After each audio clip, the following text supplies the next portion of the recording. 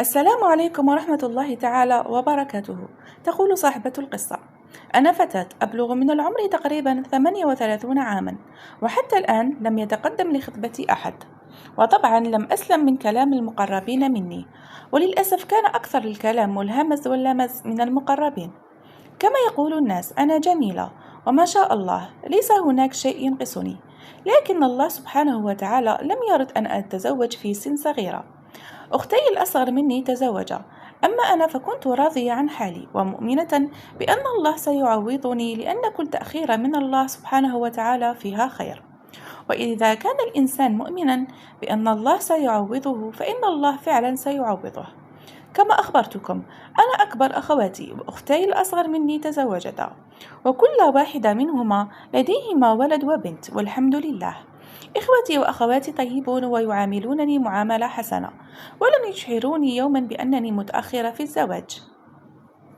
كانت أختي دائما تقول لي: هناك فتيات أكبر منك وما زلن غير متزوجات، وهناك فتيات تزوجن في هذا السن، والله يعوضهن، وكان نصيبهن من الزواج أفضل من غيرهن ممن تزوجن في سن مبكرة.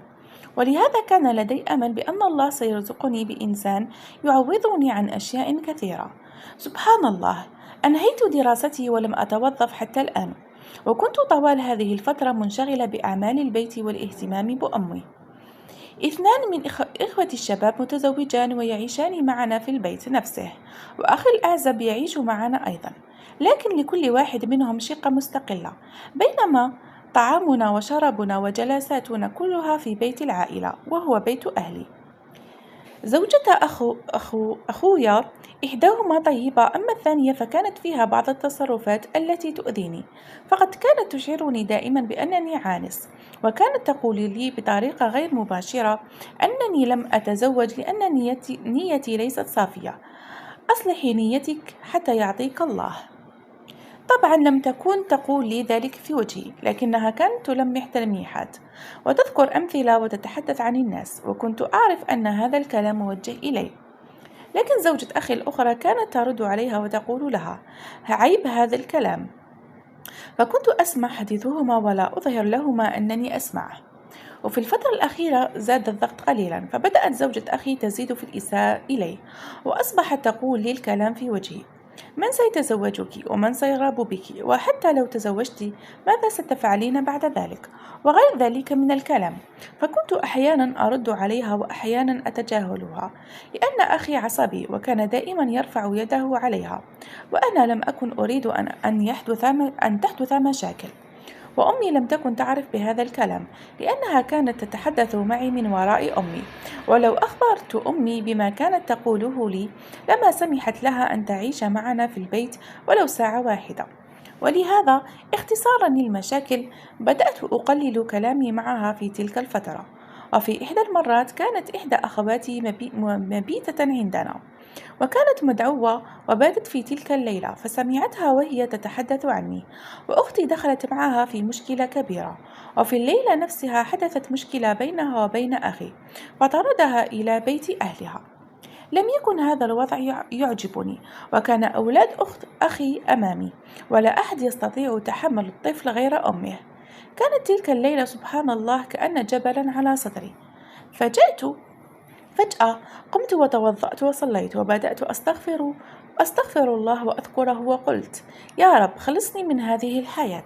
صحيح أن أهلي والحمد لله يعاملونني معاملة حسنة، لكنني كنت أسمع كلاما من كل نوع من زوجة أخي ومن الناس في المناسبات والجلسات، وظللت أستغفر تقريبا 3000 مرة، لأنني كنت أحمل السبح وشعرت براحة وسكينة، وكنت أعرف أن الاستغفار في وقت السحر له فضل عظيم. وكنت قد سمعت قصصا ومواقف عن الاستغفار، وبعد أن رددت الاستغفار في تلك الليلة تشجعت أكثر وأكثر على الاستغفار بنية أن يعوضني الله بزوج صالح. وفي تلك الفترة كان هناك زواج لابنة عمي، وكانت أصغر مني، وكما تعرفون كلام الناس وكلام الجلسات، إنها صغيرة وتزوجت وعمرها 18 سنة. فشعرت بالحساسية من هذا الموضوع. أسأل الله أن يريح بالها ويتمم أمرها على خير، وقد دعوت لها في تلك الفترة أن يصلح الله حالها ويسعدها، فالزواج نصيب والزواج رزق من الله سبحانه وتعالى. لكن زواجها كان في شهر أغسطس من العام الماضي، فدعوت الله وقلت: يا رب، لا يأتي شهر أغسطس إلا وقد كتب كتابي. طبعا قد يستغرب الناس: كيف سيكتب كتابك خلال شهرين ولا يوجد أحد تقدم لك، ولا توجد حتى تلميحات بأن هناك شخصا يريد الزواج منك؟ لم يمضي أسبوع وكأن الله سبحانه وتعالى أراد أن يعوضني العوض الجميل. في ذلك الأسبوع الذي التزمت فيه بالاستغفار، اتصلت إحدى قريبات أمي بها وقالت لها: هناك أناس قادمون لرؤية ابنتك. فرحت أمي بهذا الخبر، وكنت أنا أسعد منها بهذا الخبر، ليس فقط لأنه جاء خاطب، وإنما لأنني شعرت أن الله استجاب لي وأن الله قبل استغفاري. وبعد أسبوع بالضبط جاءت أم الشاب الذي يريد أن يخطبني ورأتني وأعجبت بي. سألت عن عمري، فقالت لها أمي بالحرف الواحد: عمرها 38 سنة. فتغير وجهها لأنها كانت تتوقع أنني أصغر من ذلك بسنوات، فقد أخبرها الناس أنني أبدو أصغر من عمري، وقالت لنا: إن شاء الله يكون خيرا ونرد عليكم. طبعا كانت أمي خائفة لأن شخص آخر كان قد تقدم لي قبل فترة، وعندما عرف أن عمري 38 سنة لم يعد. في تلك الفترة التزمت بالاستغفار وشددت حيلي بدرجة كبيرة، حتى أصبحت أستغفر 3 ساعات و4 ساعات بنية أن يتم الله أمري. ولم يكن يهمني أن يكون هذا الشخص تحديدا، وإنما كان المهم أن يكون شخصا صالحا. وطبعا هذه السيدة ذهبت فعلا ولم تعد. حزنت في البداية، لكن في اللحظة نفسها التي حزنت فيها جاءني شعور يقول: لماذا تحزنين؟ لقد اختار الله لك الأفضل. ربما لو تزوجت هذا الإنسان أو ارتبطت به كان سيعايرك بسبب العمر، فهو أصغر منك ب2 سنين، ولذلك ربما كان الأفضل ألا يتم هذا الزواج. وفي اليوم نفسه بالذات جاءت امرأة إلى بيتنا وجلست مع أمي ثم نادتني.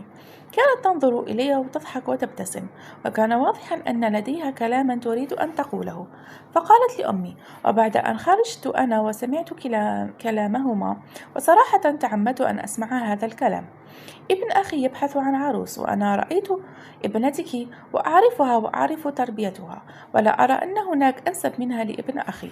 وكان ابن أخيها في مثل عمري تقريبا، ولم يتزوج ولم يخطب من قبل، وكان يكمل دراسته، والحمد لله كانت أوضاعه المادية ممتازة، وكان لديه بيت مستقل، أي أن جميع الصفات التي تتمناها أي فتاة كانت موجودة في هذا الشخص. فسألتها أمي: لماذا ابنتي أنا بالذات، مع أنك تعرفين أن عمرها 38 سنة؟ فقالت بالحرف الواحد: ابن أخي يريد فتاة تكون قريبة من عمره حتى تفهمه وتتحمله. سبحان الله يا أم خالد، كما قلت لك، عوضني الله العوض الجميل. جاء الشاب ورأيته، والحمد لله ارتحنا لبعضنا. كانت ملامحه جميلة وكان قريبا مني في المستوى الجمال، لكن الجمال ليس كل شيء، وأهم شيء هو جمال الروح والإيمان وهذه الأمور. جلسنا معا، وكان لهذا الشخص طلب غريب، فقد قال لي: أريد أن نعجل بالزواج، وأن يكون الزواج قبل شهر أغسطس. وهذا الأمر هو الذي جعلني أطير من فرح فعلا، فالوقت الذي كنت أتمنى فيه أن يكون زواجي قبل زواج الفتاة التي حدثتكم عنها، تزوجت والحمد لله قبلها بشهر بالضبط. ولو أخبرتكم عن مقدار السعادة التي شعرت بها، وكمية الرضا وكمية الخير الذي عوضني الله به في هذا الإنسان، فلن أستطيع أن أصفه لكم. وإن شاء الله أتمنى أن تستفيد كل فتاة تأخر زواجها من هذه القصة، وأن تلتزم بالاستغفار، وسترى الخير في حياتها بإذن الله تعالى. وأبشركم أيضا أن الله رزقني بالحمل منذ بداية زواجي، والآن أكملت 40 يوما بعد ولادتي، ورزقني الله بمولود ولله الحمد. صحته ممتازة ولم تحدث لي أي مشاكل، فعوضني الله العوض الجميل بالاستغفار. أستغفر الله وأتوب إليه بأعداد كثيرة، بيقين أن الله سيعطينا الأشياء التي نتمنى، وأهم شيء هو التوبة النصوح، وأن يرضى الإنسان ويتفاءل بالله خيرا، فالله سيعطيه الخير. استغفري وتقربي إلى الله، وأهم شيء هو اليقين بقدرة الله سبحانه وتعالى، والخير الذي عند الله لا يضيع، والخير الذي عند ربنا إن شاء الله سيصل إلينا كما وعدنا ربنا سبحانه وتعالى. اللهم فرج كل مهموم، اللهم اشف كل مريض، اللهم اقضي دين كل مديون، اللهم يسر الزواج لبنات المسلمين وشباب المسلمين، وباعد بينهم وبين الحرام كما باعدت بين المشرق والمغرب. اللهم ارزق كل محروم الذرية الصالحة،